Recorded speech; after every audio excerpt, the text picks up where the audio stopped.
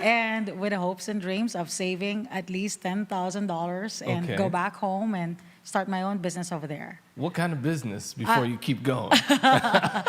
I'm a boba lover. Oh, Yeah, and also okay. the vision was to have an internet cafe with enough computers for the kids to use, because not a lot of Filipinos have access to computers. Yeah, we were about to say, for those of you that don't know what internet cafes are, man, that was back in the day. Back in the day. You have to go to a certain location just to access Yes. There'll be rows of computers, Yep. and that's where you can only access check your Yahoo Mail back then, Hotmail back then. I think we're dating ourselves a little bit on this, right? Yes. So that's really what it was. But then, because my son was there, so I was a single mom, and I came here as an exchange student visitor, and the program was supposedly for a year with an exemption if they like you and extend you for another year. So I was so blessed and grateful that my sponsors, my host parents, extended my contract, and I was. When they extended my contract for a second year, I met my husband. Because I had no plans on, really about on even meeting someone. I'm meeting sure. someone or staying in the U.S. Because that was just really my goal. Get some education here in the U.S. Be highly competitive when I go back to the Philippines. Correct. And have my own business running while I was doing a career in Boba and internet cafe, Boba right? internet. While I was a professor, because my educational background is BS chemistry teaching. So that's my educational background. But then, as I met my husband, he proposed a month later. 3 months later, we're married. Hey, and still married till today. Still married till going today. Strong with two lovely children, right? Almost 13,000 days and almost 15 years. There you go. Congratulations. Thank you. I'm there. grateful for him. So. All right. So you came here. You had a chemistry background, but you're in life insurance now. Yeah, in financial services. You're in financial services. How did we get from there to here? Tell me more. Well, actually, I worked for the school district first as soon as I was able to work here, right? Transitioning from becoming an exchange student to a permanent resident. And growing up in a different culture, with the way high school kids are in a public school setting was very culturally shocking. So I did that, and I was a language support liaison for after-school program for high school and elementary schools for a school district in California. And I only lasted for a semester. Hey, and you're better than most. Yes. All right. Unfortunately, at least you tried. I guess it's not God's will. I went to school to do that, right? But it led me to a different route. Now I got a job at a skilled nursing facility. I just worked there on weekends while I was transitioning from the school district. And a few months later, I got an admissions director, clinical liaison marketing position. So my job in that healthcare facility it's the largest skilled nursing facility provider for nursing at that time. This was in 2010. In all of California or just No, the in all county? of the U.S. Oh, wow. They're the largest. Wow. So the catalyst really was, my job was to evaluate patients, right? So I have to make sure that we could provide the short-term rehabilitation if they had heart attack, stroke, or recovering from cancer, or they actually need long-term care planning or hospice or respite because their caregivers are really tired of, they just really need a break, or really they're at the end of their life, or they just can't really be taken care of at home. So that was my job. Wow. And I've seen patients from their homes, from other facilities, from the hospitals, from you name it, different types of hospitals, short-term or long-term care acute hospitals. That was my job, and my territory was huge. It's all over the Bay Area. I would drive 3 hours just to help a patient and see if they can come because nobody else was willing to go. Yeah. Right? Yeah. So that was my job, and I really totally enjoyed it, right? But then one day I had this referral who was a doctor. He's known in our county. He was diagnosed with multiple sclerosis at late 40s.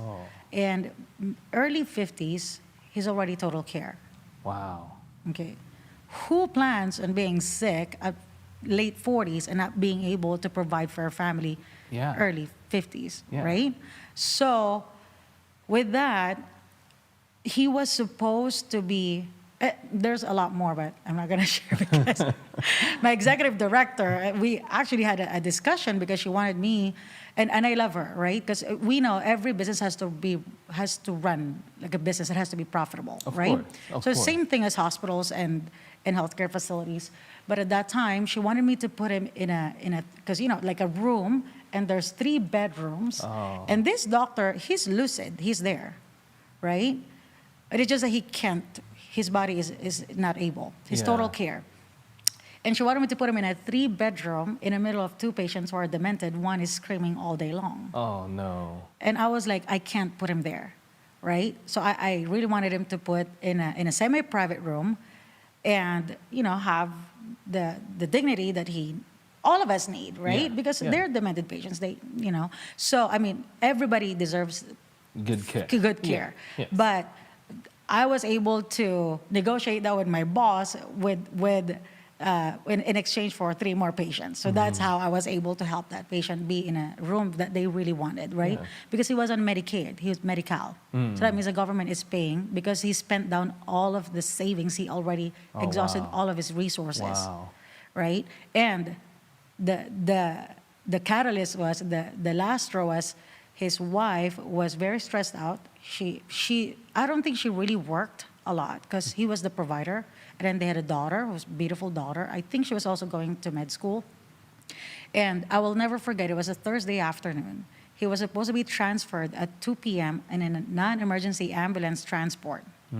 At around 9:10, between that time, his wife calls me and said, Terry, is there any way your company van pick up my husband?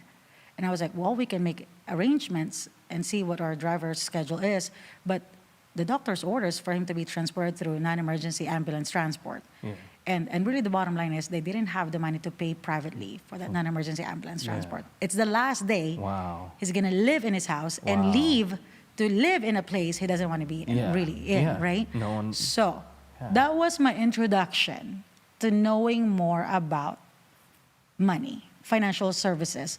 Because if this doctor who makes really good income, I'm assuming, because, right, I'm assuming, and he's seen his patients at the hospital, and he has his own practice and did very well.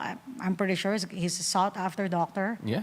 Yeah. And- he would probably be doing Right. a few hundreds of thousands in At least. take-home income. Yeah. Yeah, and so my thought was, how about the nurses? How about the people working at the grocery store? How about the Terry and the Fernando, our family? Yeah. How about this, my coworker? What are they doing? Like what preparation is everybody else doing if this If he doctor didn't- is not? Yeah. So that was my introduction to wanting to learn more and know more. So my friend, who actually helped me come to the U.S., she's my son's godmother, and she's my Nice. super close friend. Nice. We've been friends for 23 years. Nice. So those few friends that you keep. She's a teacher, like me. I was finishing up my teaching credentials too, but she's a teacher already here. And she started in financial services to working weekends. Oh, okay. So she said, Terry, I need training. Can you please help me with my training? Most of us get started like that, right? He's like, what do you mean training? I mean, you're a teacher. I said, do I have to go to What school? else are you learning? Because I've helped you with that when we were in the Philippines. I've helped you with all of your thesis and stuff. So what else? And she's like, no. I'm trying to transition into a different industry and see if I can make more income, help my family a little bit more, and understand finances. Oh, really? So I mean, we're searching, we're seeking for the information. Yeah. So it was God. I believe it was God. Nice. But my husband was super skeptical. He's like, no, they're not coming to the house. Because if they come to the house, the moment they sell us something, they're out the door. And I'm not going to be scared to tell her that. So while you were going through this internal struggle to learn more about financial services, what was Fernando, your husband, doing at that time? He is actually a supervisor. He actually was there for 10 years for a seafood company. Okay. So he was managing a fleet of truck drivers, but also he was covering for them when someone calls in sick. But his educational background really is Bachelor of Human Services Management. He stayed there because if he would use his education, he will take a huge pay cut. Pay cut, yeah. So unfortunately, he was there. Wow. For Another that- financial lesson, exactly. right? After right. all of those student loans and everything, he couldn't use it. He had to make the choice. So yeah, that's what he was doing. To answer Okay, your so question. you started learning more about financial services, Yeah. and how did it keep going from there? So they came. Everything made sense. We're skeptical, but thank God we're open-minded enough to learn and really understand what it is. So what I did was, can I do this part-time? So I asked, I said, of course you can, right? There's a lot of people that need your help. So that's all I really wanted to know. I can make extra income, but also really the service that you could give to the next person. Because if nobody called us in the last 6 years I've been in the corporate world, me and my husband, nobody's called us for anything to learn about financial literacy. Well, what is the rest of the country doing, right? Because we were making decent income. So just And plus, imagine. you're seeing some of the way that not preparing properly for Correct. financial events Yes. could kind of, take a massively negative turn Yeah. in one's family or personal life or whatever it is, even career or businesses, right? Absolutely. Yeah. So not knowing that a few years later in 2019, I would be diagnosed with cancer. Oh, So I'm a recipient of the products and services that I offer to people. So I'm a huge advocate. living testimony. Yes. I love it. I love it. Yep. I love it. So, Yes. so how did that transition happen for you, that you went from being an employee to saying, you know what, done this a little bit part-time, I want to jump out full-time? Like, what was that Right. process for you? I think mentorship for that. At every level, you need mentors, right? My mentor tell said, me more. Tell me more. This is good. my This is- mentor said, Terry, you have kids. Every benefits, everything else is through your work. Let's make sure that we plan this out. So they didn't let us just fail, because I'm really grateful for mentors who care. Yeah, Right. yeah. So he said, let's save up at least a year of your annual income. Let's save it up, and then let's Try. transition. Okay. See if, but you have to get good. You have to be able to do this independently on your own with very, very minimal supervision or very minimal help from the next person. Because if you can do this on your own, you're not making 100% of your income. Well, let's go back to that mentors who care.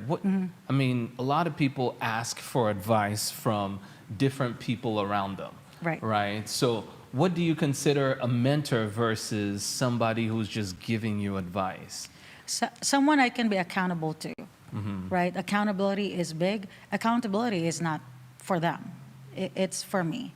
So if they gave me tasks, because when you want someone to mentor you, you don't expect someone to just mentor you. No. You have to ask for it, right? So we had to be accountable to them and make sure that the goals that we were trying to accomplish is really being accomplished. So we have daily accountability to them. Okay. That's what we had to do. Okay, so it's something that you are pursuing, not that you're expecting somebody just because you call them your mentor, they're supposed to do everything for you. Oh, yeah. They're supposed to be the one checking on you. They're the one supposed to be making sure that, hey, have you done? Have you done? No. Right. It's the other way around. Yeah, that was it. I mean, don't get me wrong, they do that, Yeah. but we have to want it more for ourselves Yeah. than they want it for us. Because if they want it more for ourselves than we want it for us, then we're not going to get to the destination that we want to get to. So good. So we had to take full ownership of what we want to do, what we want to accomplish. So now that you're doing it full time, how's the journey been like? Man. How many years has it been? How about that? How many This years is- have you been from part-time? Because I still consider that as the entrepreneurial start, Right. right, till today. How long has it been? It's my 10th year. this Nice. year, 2023. Nice. So The Big Ten. We're going to Yep. celebrate somehow, right? Yes, September. There you go. Yes, There yes. you go. I started, like what I said, part-time. I'm just really grateful that at my job, even though they knew it was a twin career for me, I'm just really grateful. I'm just really blessed that I was able to build credibility, that they were willing to be my clients in the beginning, that got me through the transition. Most of my clients are coworkers, referrals from coworkers, nurses, case managers at the hospitals, even the social services at the hospital, the doctors that I knew. I'm just grateful for their support. You kind of stole my next question, which is how do you get your clients, But That was it. really, it's from what I'm hearing here, it's all about having a good network of people. Yeah. And also delivering value, Yes. right? Because Yeah. if you didn't do good, would they have sent more people to you? I don't think so. If they're not happy with my services, well, they won't think of me. They'll Or make they sure. didn't get a benefit from you, Yeah. something, right? It's been like that for me. Most of my referrals actually most of my clients come from word of mouth referrals. Just, I have people calling me at 7 o'clock in the evening. Hey, I have a coworker who's about to retire. Can you please help Talk to her? them, Yeah, yeah. please talk to them at least. Because they know that I take my time. I don't just treat them as someone I can make money. I want to make sure that I'm with them throughout the journey. And we become friends. I tell them, you can't get rid of me. Yeah. Even if you want to. You're I'll part be of the with you. family now, right? Like God willing, right? I live long life. I'll be here with you. Like, Yeah. I mean, maybe it's not, I'm sure there's a disadvantages and advantages, but they can call me anytime and I'll be Everybody, there. there's no right or wrong way. Right. It's your touch. That's your Yes. touch, and that's I just what love it. That's really what we're trying to Yeah. find out. What's the what's the secret sauce that you I- have there? Because it seems like if people are calling you and keep referring to you, there's something that you're doing that's Oh, right. thank you. I mean, I just love on people. I just feel like if I was given the opportunity to change somebody else's life, and I can get really emotional about this, because if we deserve to get that phone call that night, we wouldn't be in a position where we are today. Because if it changed our lives, because when I was sick, it was really hard, right? So when I had cancer, my husband didn't want to go to work. They didn't want to do anything. We couldn't tell our kids. It's tough. So It's tough. if someone was great enough, or just God aligned us to those people, and it changed our lives, I know I can change the next person's life. That's really my philosophy in doing this business. If I can make an impact and change their life for the better, and I leave them better than when I found them, I did my job. So that's how I look at it. Good. That's good. That's good. Thank you. To start off your business, did you have to get any type of financing, any type of funding, SBA loan? I mean, was that required to be able to provide financial services to clients? So when I was starting, I was actually starting my own care home, which there's a lot of funding needed, at least, well, not a lot, maybe $50,000. But then I switched to doing this. Was it more like an assisted living? Yeah. Okay, okay. But then when I learned about this, it was $500. Really. It's like licensing. But really, what I would say that's the most important part is time. Time is money. The learning process, the learning curve, and from educational background to healthcare to now totally different world.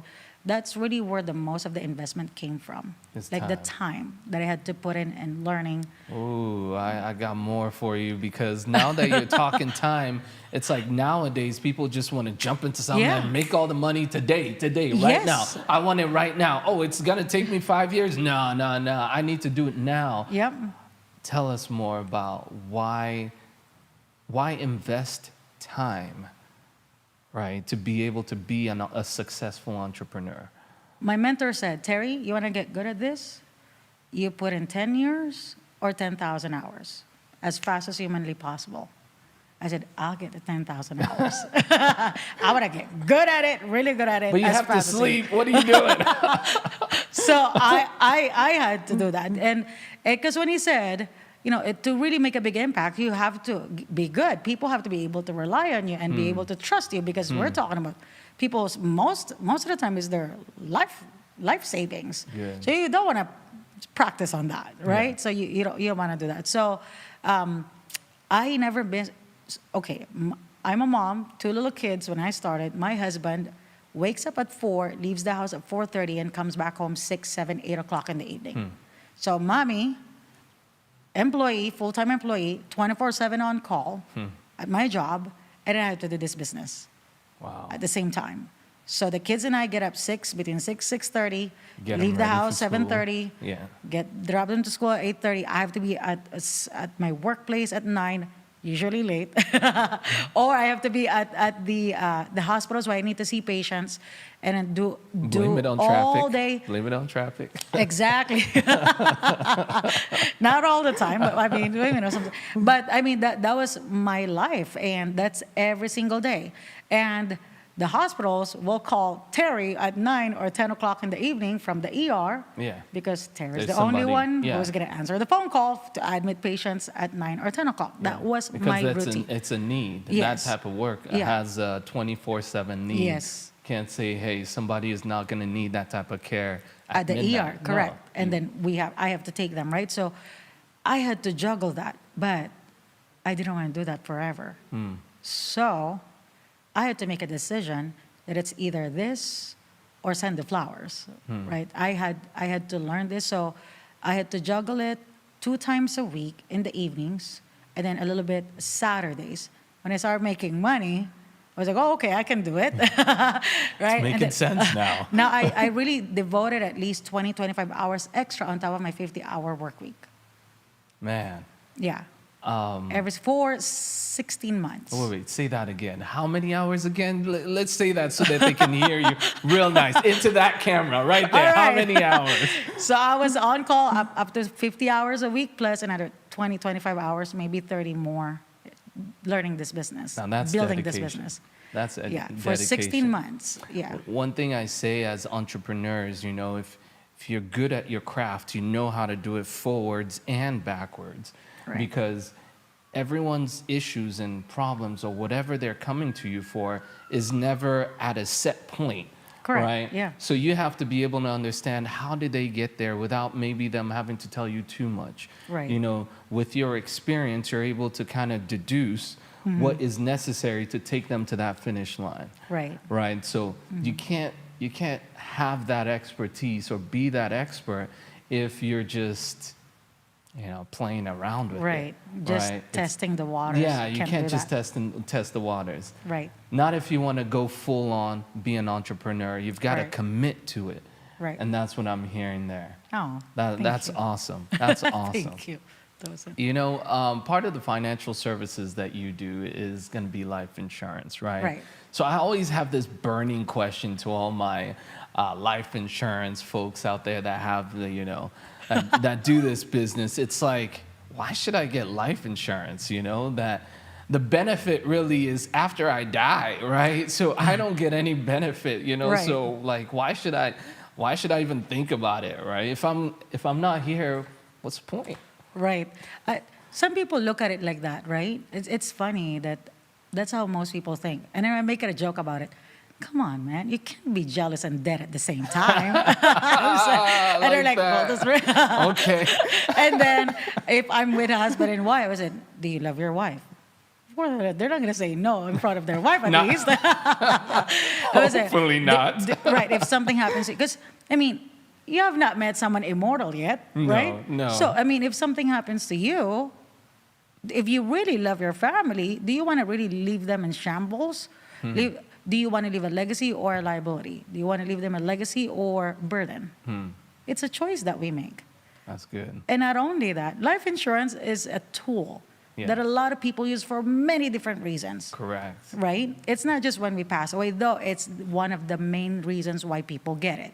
Right? It's to make sure we provide for the people that we'll leave behind.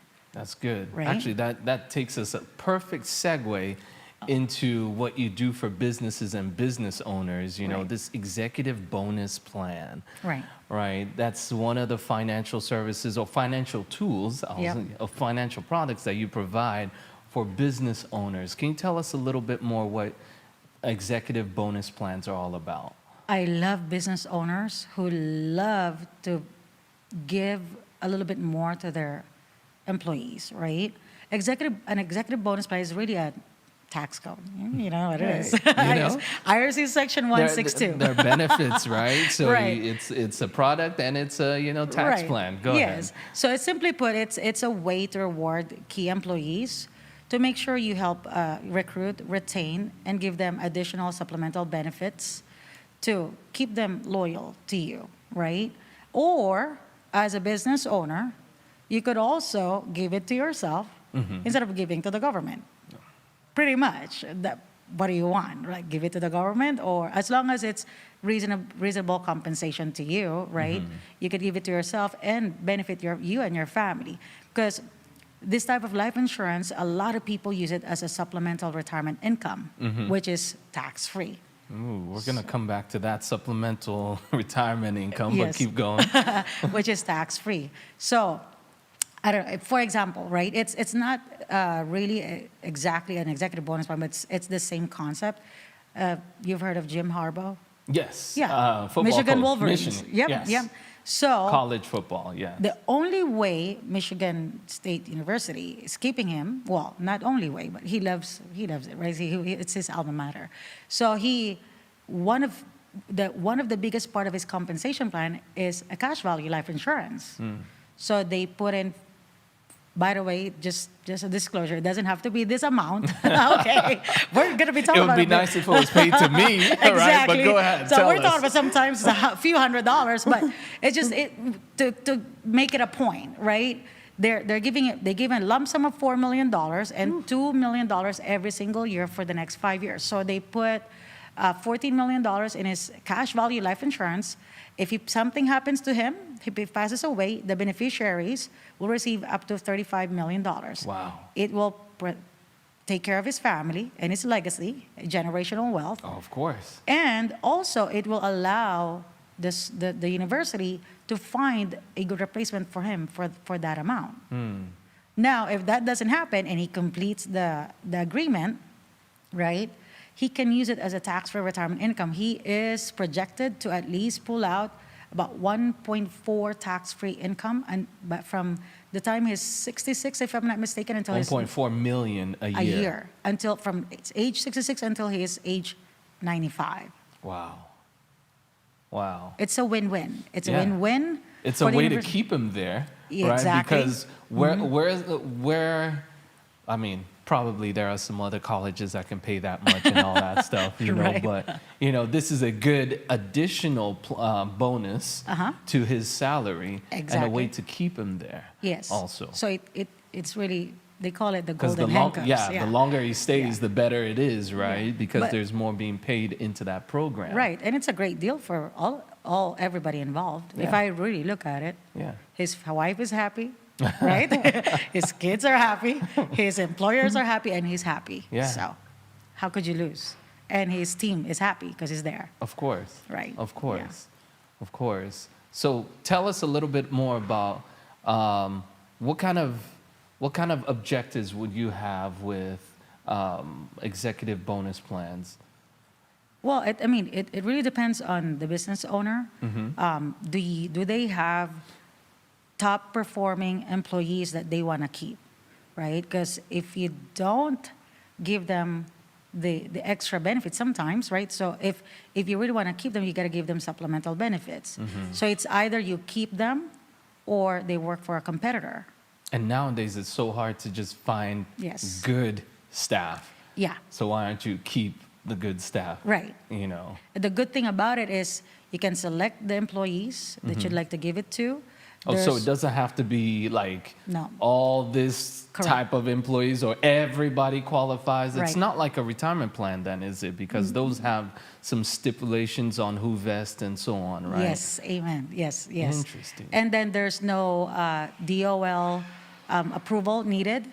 So there's not a lot of paperwork that goes around it, really, because you can turn it on, turn it off, right? Okay. There's the corporate agreement between the employer and the executive, and it's very simple. It's tax deductible for It's the a employer. business expense. Yeah. Yeah. Of course, it's the bonus is income, considered income to the employee, but then he's protecting his family. He has when he pays for his income already, the capital gains is already taxed. You don't have to pay taxes on capital gains. So it's a great way to keep a top performing employee loyal to you, because you're not only giving them a supplemental benefit, but that means you also care for their family. So if life insurance is something that they need for their family and they have kids, small kids, and they have growing family, it's just a great extra and supplemental benefit for them. Not only that, it will be a good source of retirement income. Let's go there. So when you retire, how does this executive bonus plan kind of work out for me, right? How do I make it retirement income? So it could be done in two ways, right? You take withdrawals, Okay. because it's first in, first out, right? So the money that was put in first is what you withdraw first, And it's then tax-free. Correct, it's tax free. Okay. Now then the rest becomes like a loan. It is a loan. So that's why it's so important to find the right vehicle, the right product, because when the loan in those type of cash value life insurance is high, and the interest rate Okay. has to at least supersede that. The gains on that product. So it does not lapse. The reason why it's tax free is you keep it and it doesn't lapse.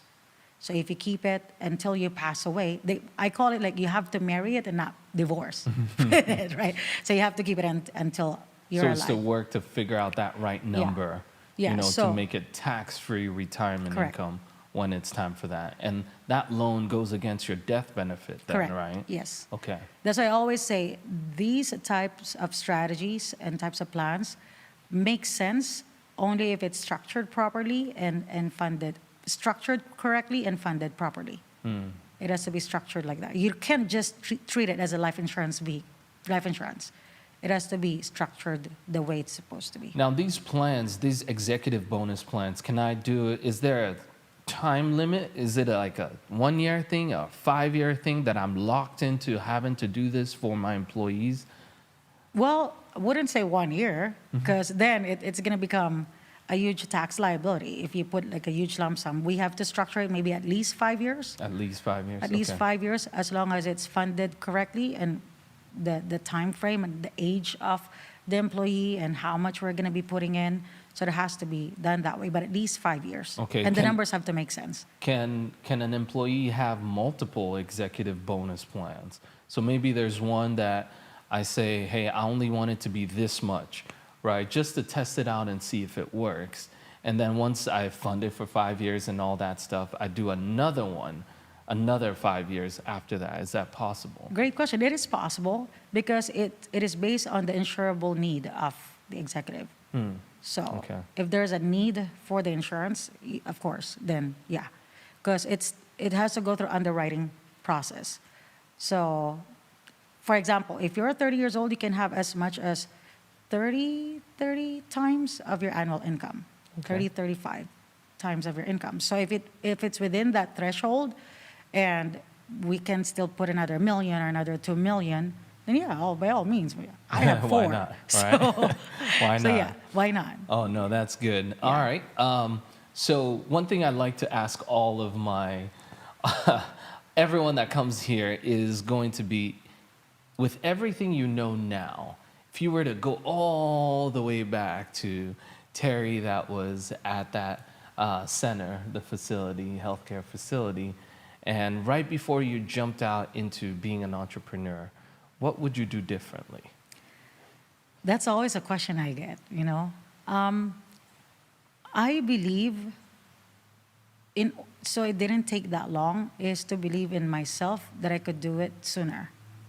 Like, it took me a little bit of time to really believe that I can be ultra successful in this business. I thought I'm just here to produce and help clients, right? Which is, that's really the reason why I'm here. I want to help people, I want to help clients. But building a business is a totally different animal. Yeah. It's a totally different conversation. So that really came to me like, oh, okay, so this is really a business I can build as big as I want, Yeah. right? Scale. Scale it. Like right now, like tonight, we're leaving to go to Ohio because we wow. have people who have amazing people, master's degree and PhD and all that, and they want to be in financial services because they were in mortgages before and they wanted to be in a different industry and have more control of their income and their career path. So I wish I believed sooner of how big it could have been. So by now, I mean, there's more people that I can impact. Because my goal, I was able to come here in the United States because of an experience of working for an orphanage. I was able to go, a portion of my college is to go, I was Volunteering or- sponsored Okay. so the board of directors paid for my huge portion of my allowance. Because I was a state scholar, so there's really not a lot of money to pay to school because I was a scholar. But the money for transportation and food and just uniform living. and all that. So outside of becoming very, very financially independent and leave generational wealth for my family, is I want to be able to share the same opportunity to the next person. Yeah. And if Yeah. if only I've seen that I could do that right away, it would be a different. Well, I'll be like busier, or I will be in a different, heights right now. That's good. So that's what I would say, because I really wanted to be able to give back on a bigger scale. If I'm gonna build an orphanage in third world countries, like some of our colleagues were Uganda or Nigeria or everybody or the Philippines, I can't do that if my income is going to be limited. That's right. So That's right. it's really not about the money, it's the tool that we use so that we So can that you do can make more an impact. and Yeah. do something bigger and more of an impact. It's just really a tool that we can use. So I'm not there yet. Okay. So if there's one thing I could change, We'll is keep that. watching you. We'll keep watching you. I'm excited though. So, for our viewers out there, what is a final thought you just want to share with them? For those people who wanted to take the route of entrepreneurship, there's, for me, because it's not going to be an easy ride, but there's no such thing as failure. It's all just learning lessons. I call those times when it gets really tough and frustrating as character building days. You're right? So when you go through tough times and you are able to overcome it, you become a better person. And it just made you become better. So if you're in your journey of becoming an entrepreneur, all I could say is fail forward and never quit. And fail fast, as they and say, fail right? fast. Because my mentor always says, Terri, winners never quit and quitters never win. So be a winner. That's So right. Don't quit. So yeah. That's right. Well, there you have it. This has been another episode of Business Gist. Talking to Terri Abellera. Thank you very, very much for It's an stopping honor. by Yeah. and gracing us with your presence and just sharing about your experience and also educating us on executive bonus plans. Thank you. We'll catch you guys on the next one. Thank Take you for care. having me.